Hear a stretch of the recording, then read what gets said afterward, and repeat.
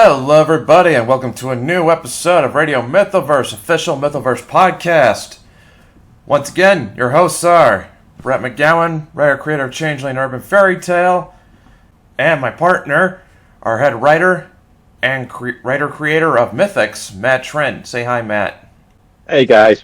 Okay, so we're going to be following up from last week's episode, which was about our history with horror movies and some of our favorites, and actually it's kind of a way to tie back into that episode and hopefully give you guys some incentive to go watch it. I made the erroneous claim that I wasn't sure if James Rolfe was still doing his Monster Madness series every October anymore.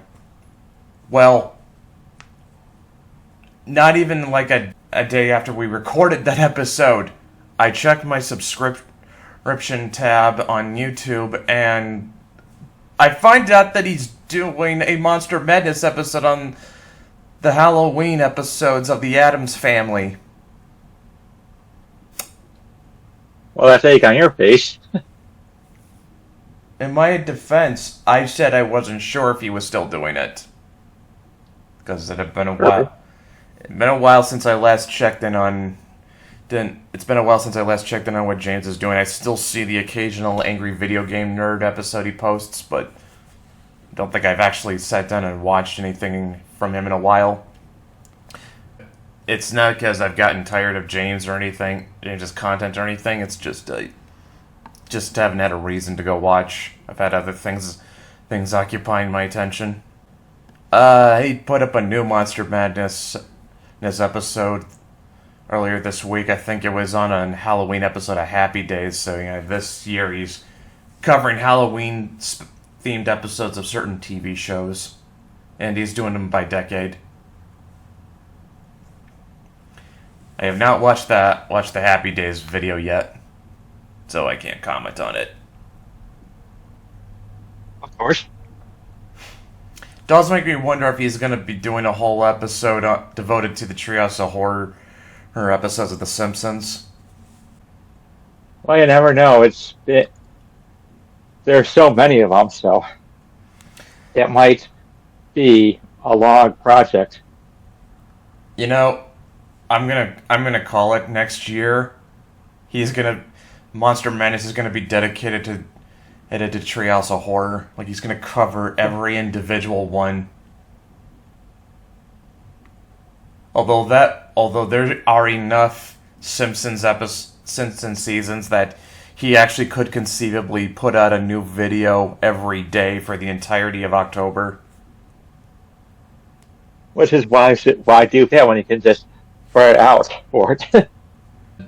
If he does do a Monster Madness this year, though, for The Simpsons, he's probably just going to talk about one particular Treehouse of Horror that he's fond of.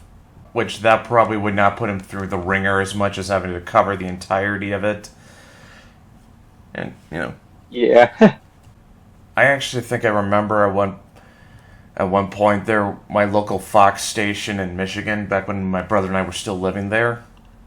I think there was one October where it was just nothing but Simpsons Treehouse of Horror. And you gotta put it into perspective, like, this was at the time like there were enough episodes that you could just error rerun every day. Which tells you a lot about how long they've been going on for. They've got like 30 plus seasons at this point. Yeah. But we thankfully got to see a lot of the good seasons. The seasons afterwards were not so great. I maintain that the movie is where it should end. Anything else after that never happened. And I think the movie was intended to be the end of the show, but Fox just won't let it end. And now Disney won't let it end. Oh no. And to get really ghoulish, and just to bring this somewhat back to the whole theme of Halloween and horror movies, they are, even when the cast dies, they're gonna keep it going because they'll be able to use AI voices. Ugh. I remember saying that as a joke. I remember saying that that even if the entire cast died, they would keep it going just by using AI voices. I always said that as a joke. I never imagined that would actually be a thing that could be possible. You know, the weird thing is that I think Fox would have more class than Disney. I think right now Disney's the only company that has contracts with actors that basically gives up their voices for them. And it's right now, I think, to my knowledge, only one, James Earl Jones. His voice is now owned by Disney. Just imagine, their lawyers are sneaky. They're sneaky enough to slip a clause into contracts like that. But just imagine when we're fucking old and The Simpsons is in like its 80th season. Even though pretty much all the original cast members are dead, it's still going because they were able to feed all the lines and train AI bots to do it for them. I'd like to say that the viewership probably died off with the original cast, but somehow I doubt it. Like, I hate that something I said as a joke is now a very real possibility. I hate that so much. Like, that is more horrifying than any horror movie. Yeah. Anyway, why don't we talk about Treehouse of Horror? Because I want to get back to the subject before I really get on a tangent. And like I said, so yeah, I mean, I tried binging the Treehouse of Horror, and I think I got as far as like the first 8 before I started finding myself giving up, because like after that, I think they kind of start going down in quality. Plus, they stopped doing a lot of horror movie parodies. Well, what else can you really do? Well, actually, let me pull up the list, because I can pull that up, but yeah. Okay, so yeah, we got the first Treehouse of Horror, which is Bad Dream House. That's a parody of Amityville Horror. Hungry Are the Damned, which might be which I think is more than likely a parody of a Twilight Zone episode. That's the one where they get abducted by Kang and Kodos, and Lisa thinks they're trying to fatten them up to make them into food, and then the twist is they were actually kind of trying to treat them nice because they were going to bring them to their planet and stuff. And then there's their version of The Raven, which that is freaking great. Season 2, Monkey's Paw. That one speaks for itself. Bart's Zone, which is another Twilight Zone parody, where Bart has godlike powers and can just, and he turns. The climax is he turns Homer into a giant Jack-in-the-Box. And If I Only Had a Brain, which is a Frankenstein parody where Mr. Burns puts Homer's brain into a robot body. Jeez. Yeah.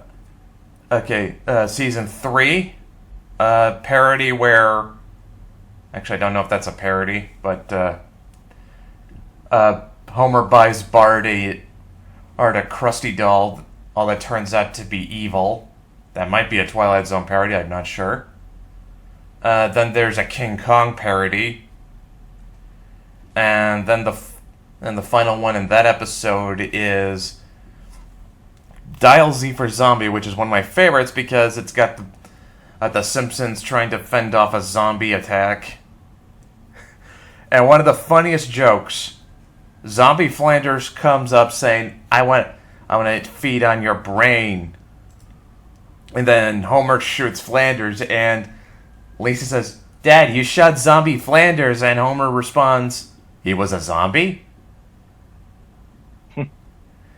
And actually, the final joke is really great too, because they joke about how all those mindless zombies are back in the ground and they're watching TV like zombies. Man, Jeez. look, they managed to sneak in a little social commentary. That's great. You have to admit. Yeah, I guess, it is. yeah. Alright, Season 4. Season 4, actually... Oh, yeah, this is the one where Homer sells his soul to the devil for a donut, and the devil is Ned Flanders, which is... That is hilarious. And then the one after that is a parody of another Twilight Zone episode where Bart is on the bus and a gremlin is slowly picking it apart piece by piece. That's a... Actually, people should probably recognize that particular Twilight Zone episode because that one has William Shatner in it. Except he's on a plane in that one. And Twilight Zone 30. wait, you know that one?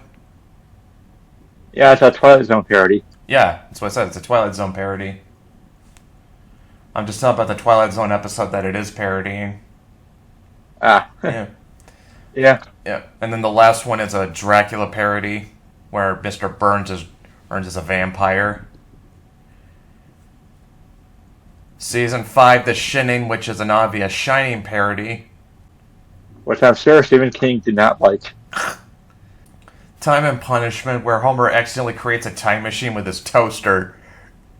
And Nightmare Cafeteria, where the school starts killing the students and feeding them to them. Season 6, Attack of the 50-Foot Eyesores. Or it's where Homer steals the donut from the Lard Lad statue outside the store, and all the advertisements come to life. Nightmare on Evergreen Terrace, which is a parody of Nightmare on Elm Street.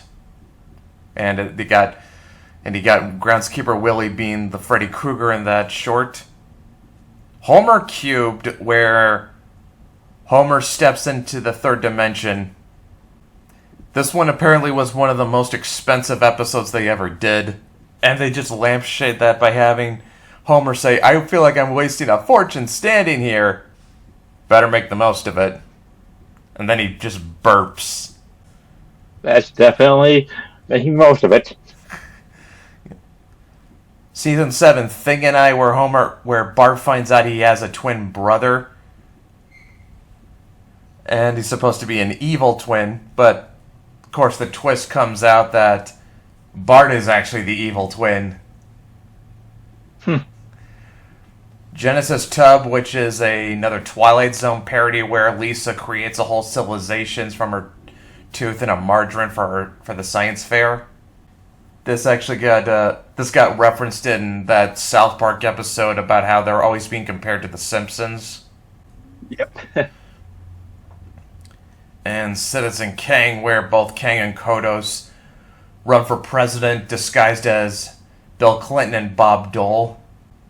I don't know how well that one has aged, though it is pretty funny. And then it's where Homer kind of ends up revealing that they're aliens, and they say, like, well, it's a two-party system, one of us is going to win. And then someone in the crowd yells, well, I'll just vote for a third party candidate. And I don't remember which one if it's Kang or Kodos, but one of them says, go ahead, throw away your vote, it's not going to matter. And then Kang ends up winning the election. I would say that's the part of the episode that's probably aged the best. Unfortunately, yes. Oh, and also they sneak in a cameo for Ross Perot where he just ends up punching his hat because he's not in the race anymore. Yeah, there's some timeless humor right there. I like this short, but a lot of it has not aged all that well. Season 8, Omega Man, which is a parody of Omega Man, which itself is an adaptation of I Am Legend. Fly versus Fly. Bart steps into a teleporter and merges with a fly. Like, everyone knows what that's obviously a parody of. Yeah. Easy Bake Coven, which it's set in a colonial period Massachusetts, I think, and Marge is a witch. There's still a couple ones after this that I like. Season 9, Hell to Pay. This is a great pun, and you will see why. Snake gets the electric chair and swears vengeance on everyone who saw him, who was witness to his last crime, and one of them includes Bart. And then Homer gets a hair transplant, and it turns out that the hair came from Snake. Homer gets possessed by Snake through the hair transplant, and he goes on a rampage, killing everyone who witnessed Snake's final crime. Terror of Tiny Toon. Bart and Lisa end up getting transported into an Itchy and Scratchy cartoon, and finding out cartoon violence is a lot more fun to watch than participate in. Starship Poopers. Turns out Maggie... Pretty obvious. No, it's actually not a parody of Starship Troopers. It's a... Yeah, Maggie... Maggie, turns out, was actually fathered by Kang, and she's an alien hybrid. Nobody saw that one coming. Yeah. Season 10, I Know What You Diddly Italy Did. Parody of I Know What You Did Last Summer. Desperately Seeking Xena, I know this one. Bart and Lisa get superpowers, and this one's actually not all that good, because, like, it's kind of, the plot's a little kind of aimless, and then there's this whole extended cameo with Lucy Lawless, and Comic Book Guy is a super villain. It's kind of lame. Life's a Glitch, Then You Die, which is a... Okay, there's another one that hasn't aged all this well, because this one was kind of plays on the whole Y2K paranoia. Younger people are not gonna know this, but there was a time before year 2000 rolled in, everyone thought the world could possibly end because for some reason there was something about how internal clocks couldn't register the year 2000 or something. And everyone thought that all computer systems might go completely ape shit, and the world could end.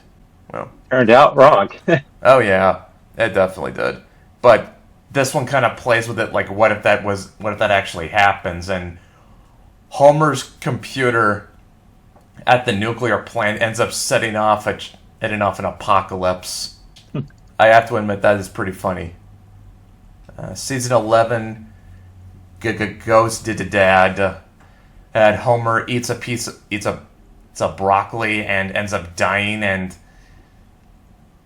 if he doesn't do a single good deed, he's gonna go to hell. Well, he's screwed. Yeah. Scary Tales Can Come True. Bart and Lisa act out. They act out Hansel and Gretel. There's not much more beyond that.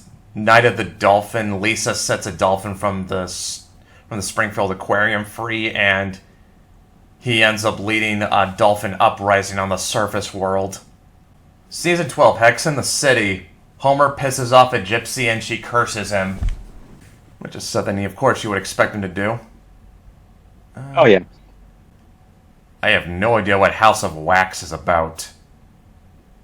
I know what the title's a parody of, but it's House of Wax as in getting whacked. WizKids is a Harry Potter parody. There's not really much... I didn't really think much of that one.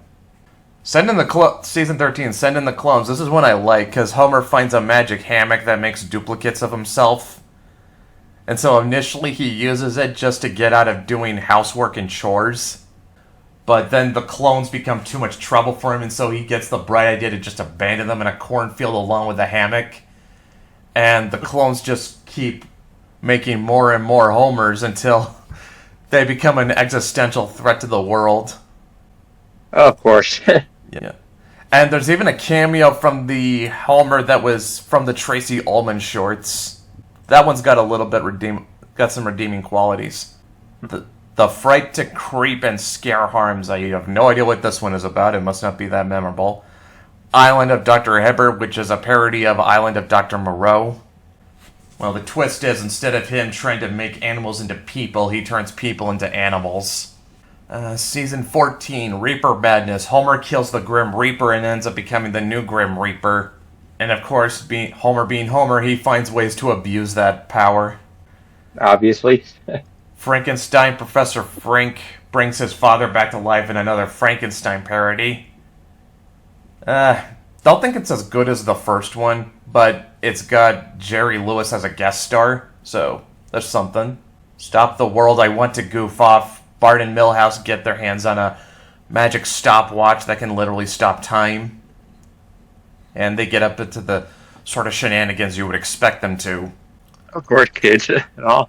Yep. Season 15, The Ned Zone. Parody of The Dead Zone.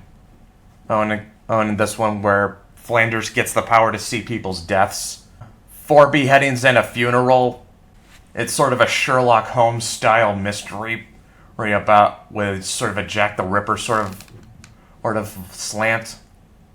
It is kind of neat because it's not really a direct parody of anything. It just kind of puts them in a sort of wacky and gruesome scenario. In The Belly of the Boss, which is a parody of Fantastic Voyage. I go any further and I'm going to start running out of things to describe because I dropped off at a certain point. Okay. Actually, most of this was a lot better than I remembered it being. Like, I can at least remember what they were about. Yeah.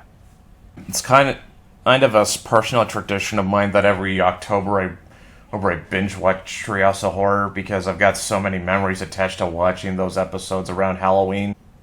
Okay, so last week after we finished, you later DM'd me and said you had something that you wanted to talk about for this episode.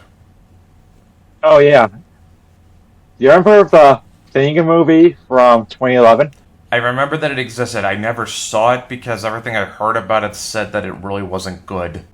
Well, the special effects team that did the Thing and stuff, basically they built a bunch of props for it so that they could have it not be CGI.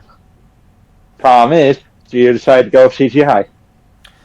Yeah. So instead of I remember hearing about that in one video that they contracted the studio that made these really great practical effects that were on par with the original, and then the money men say that we'll just go CGI, that's cheaper. Yep. Well, they decided to go and make their own movie. Yeah. They crowdfunded it, and it's a movie called Harbinger Down, where it's about a Russian space capsule picked up something from space, and during re-entry, the capsule goes off course and lands in Antarctica, basically buried underneath a bunch of ice. Mm-hmm. The Harbinger and Harbinger Down is the name of a ship, fishing ship, which is captained by Lance Henriksen, because you always have to have, if you want a grizzled veteran captain, mm-hmm. you gotta go with Lance Henriksen. You know, I think I might remember hearing about this from one of Sandy Peterson's videos. Yeah, well, the story kicks off with him letting his granddaughter and her college team to do some research for a project. Included with that is a very, very, very unlikable college professor who just basically classes up everyone on the ship. Now, there's a surprise. Yep, well, they end up finding the capsule and bringing it aboard. One of the lighthearted scenes in the movie has to deal with how the professor tries to screw the granddaughter out of the discovery, but Lance Henriksen isn't going to take it. So basically, it's his ship, his rules, it's her discovery. Yeah, like I said, I think I might have heard Sandy Peterson mention this in one of his obscure horror videos. I can't remember which one specifically because Haven't watched them in a while. By the way, anyone who does not know who Sandy Peterson is, that's the guy who made the Call of Cthulhu RPG. I definitely recommend checking out his channel if you like horror. Yeah. Basically, all hell breaks loose when the granddaughter decides to open up the capsule and check it out. And like Matt said, it's a better Thing movie than the one we got in 2011. Yeah. The practical effects are great. I think they really should have done a sequel to the Thing rather than a prequel, since you basically already know nobody's going to survive.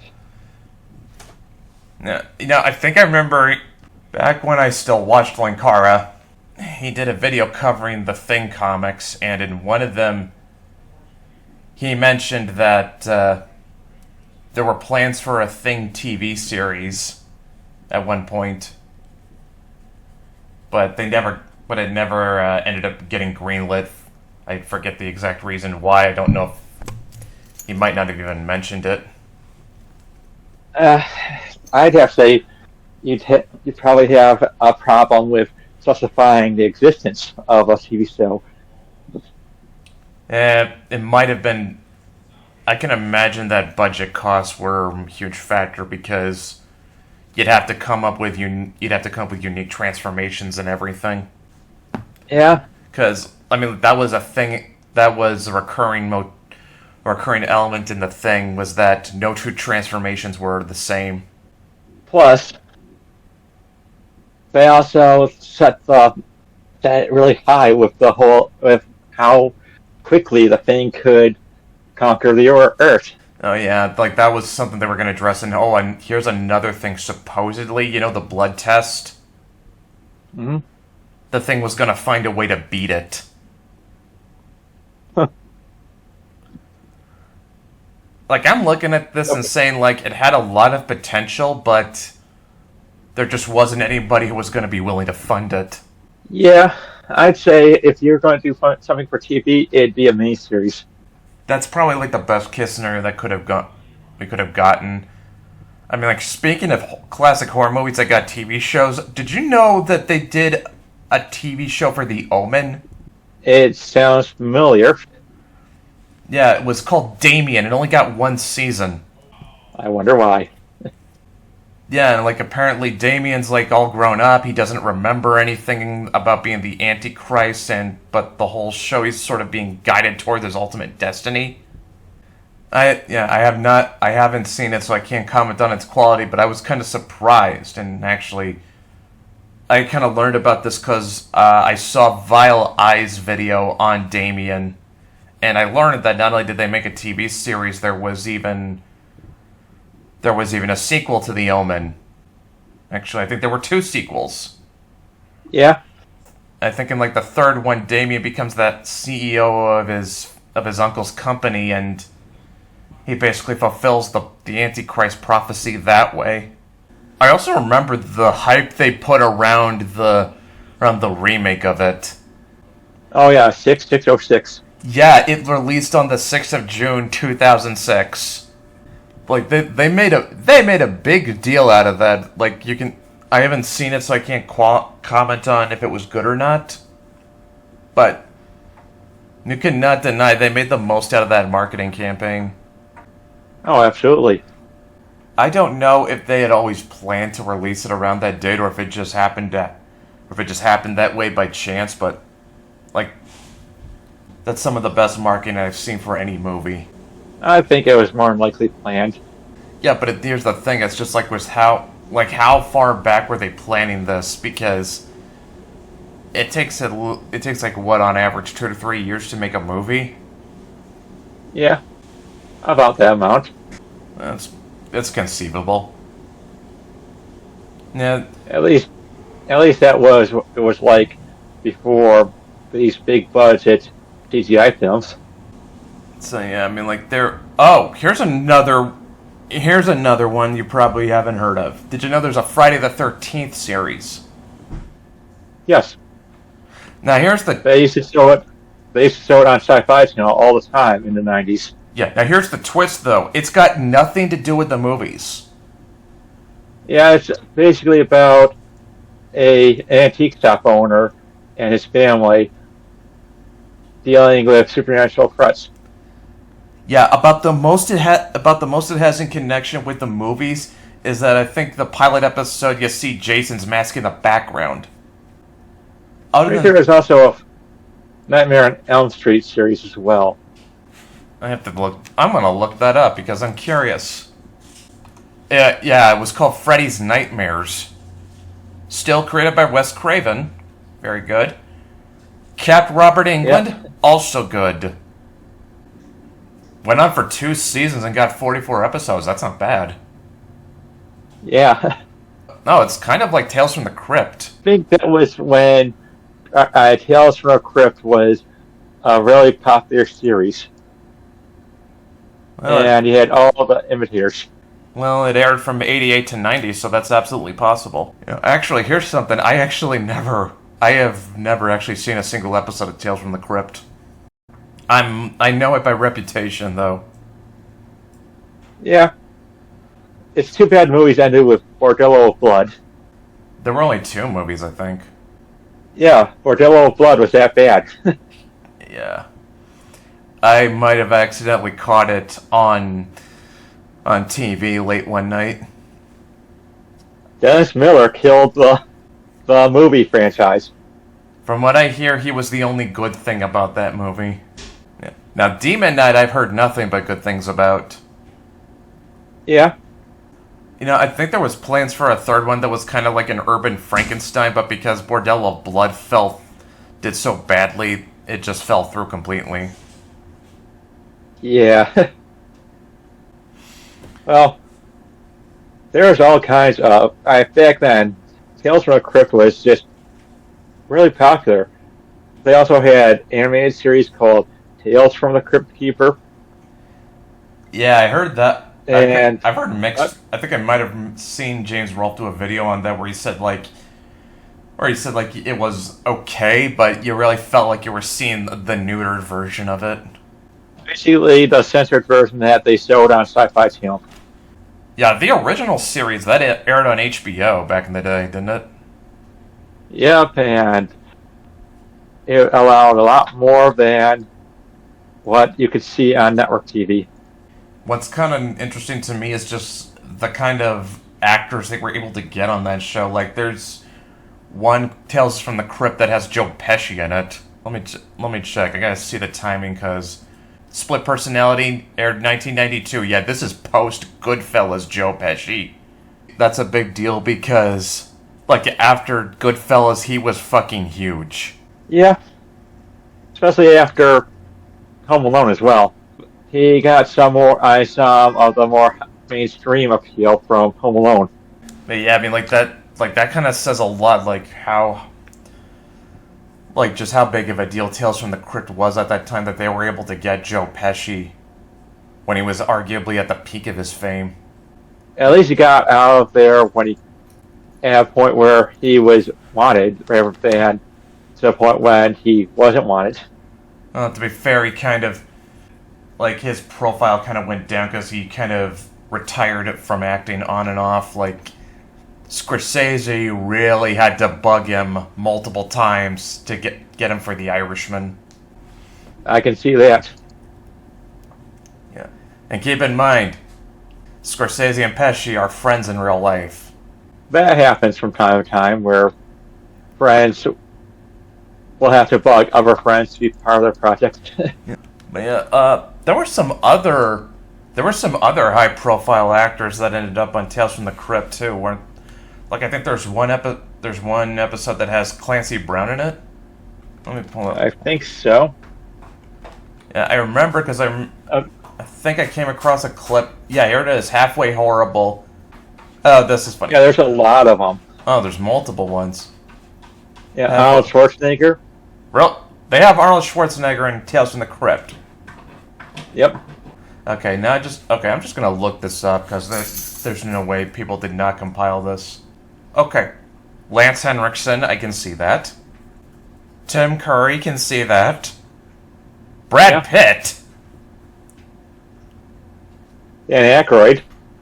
Daniel Reeve. Daniel Craig. Kirk Kirk Douglas, Joe Pantoliano. I can see that he's one of those reliable character actors. They got Tia Carrera, Sam Kinison, Katie Sagal, Brad Garrett, Don Rickles, Martin Sheen. Ben Stein. But they got Martin Sheen? Yep. Jonathan Banks. Well, this was pre-Breaking Bad Jonathan Banks. I can see that. Oh, they had Miguel Ferrer. Oh, I see why.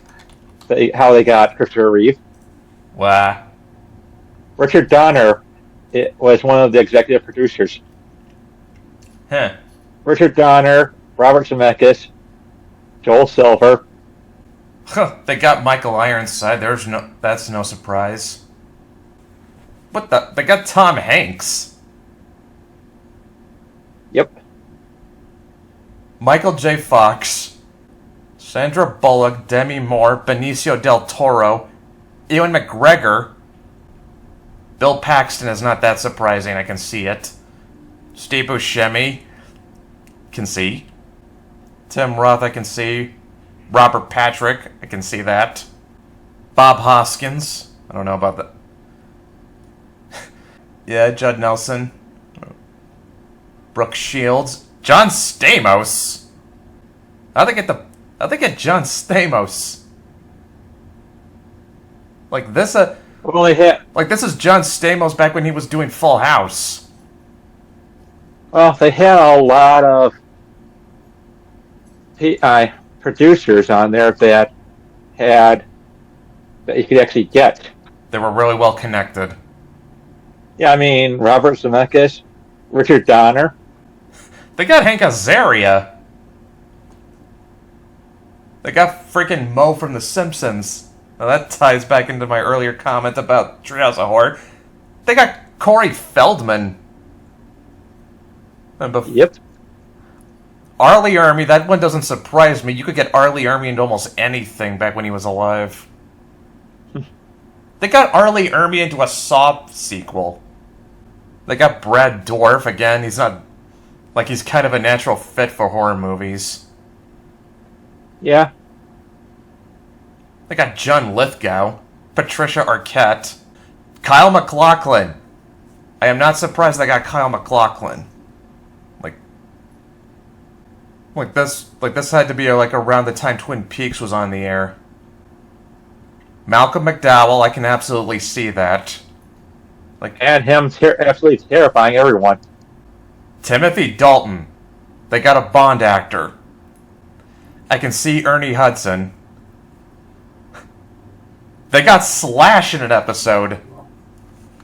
They got the guitarist from Guns N' Roses. J.H. Marin, that one does not surprise me. Did he get paid in weed? That again would not surprise me, but it's not hard. Has Cheech ever had a role he turned down? Because I don't think I've heard of it.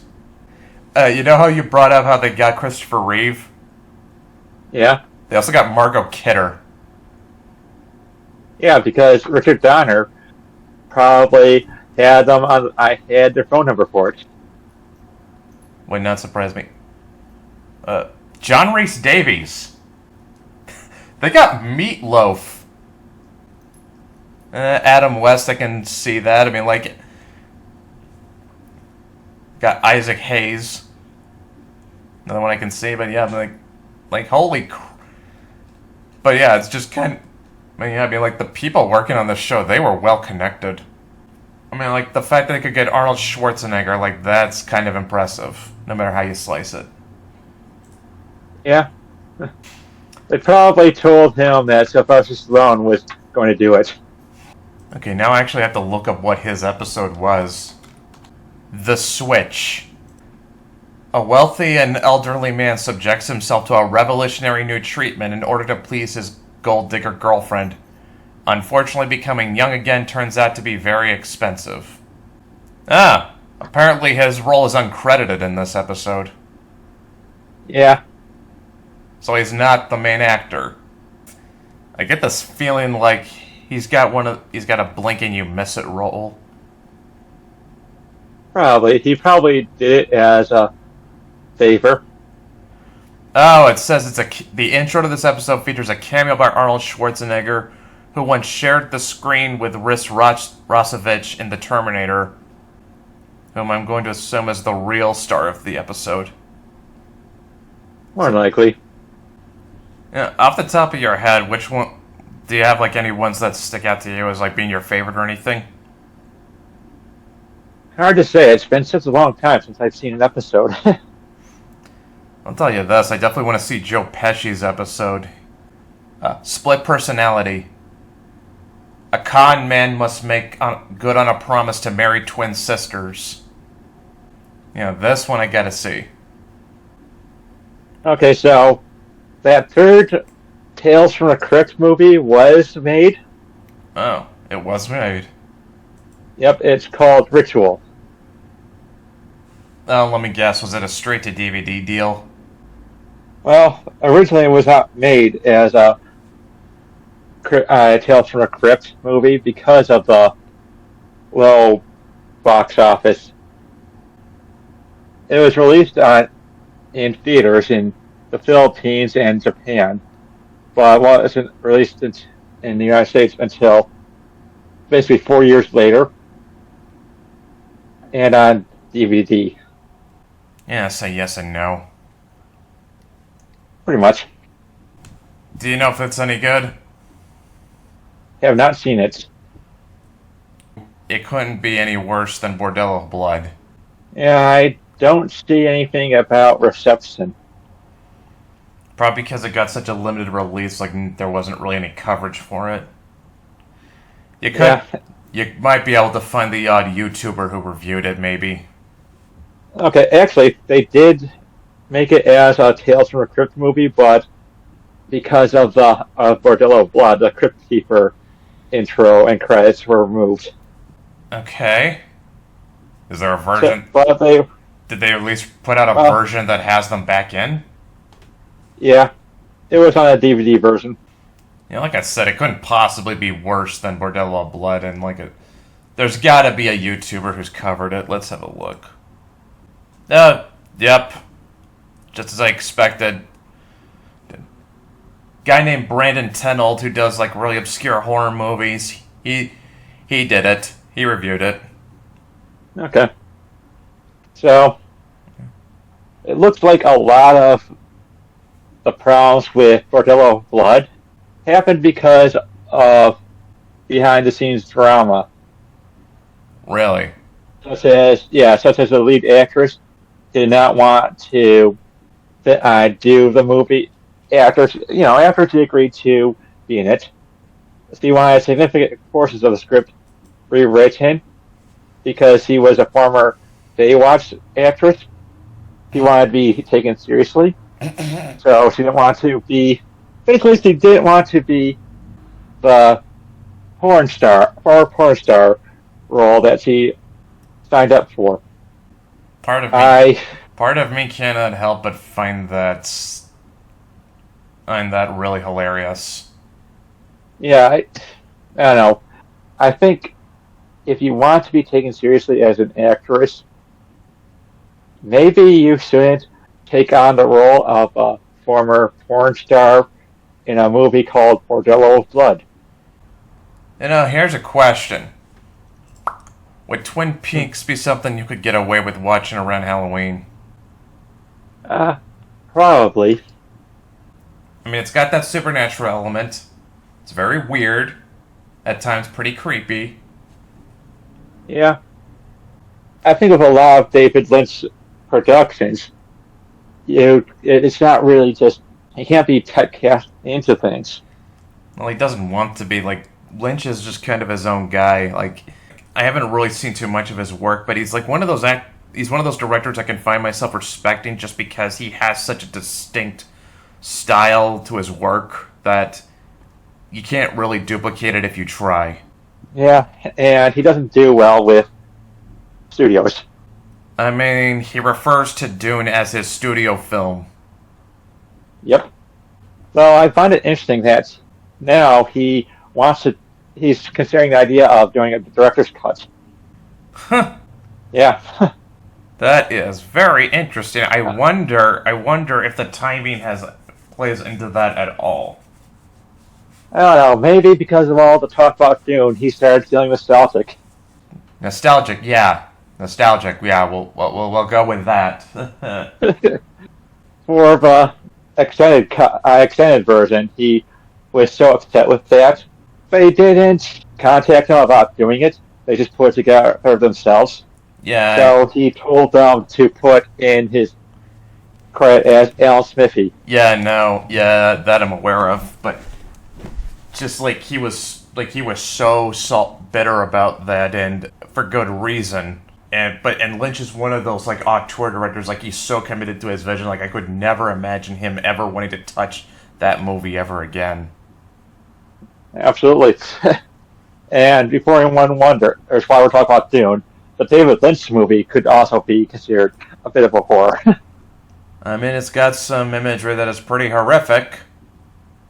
Yep. All right. So pick up again next week with another horror movie since it's Halloween. Yeah, I would say so.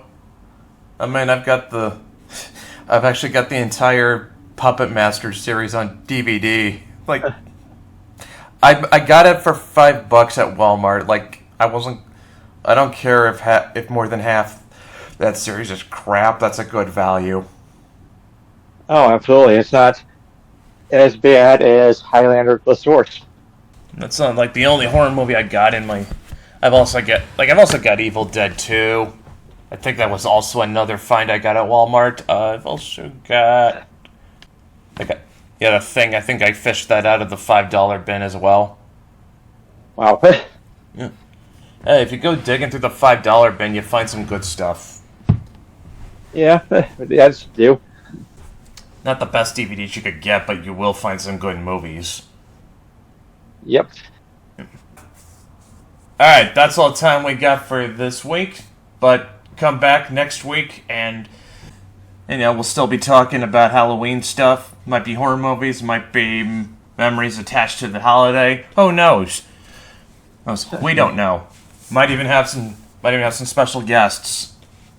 In any case, give us a like and leave a comment. Helps the video in the algorithm. Subscribe if you're not already.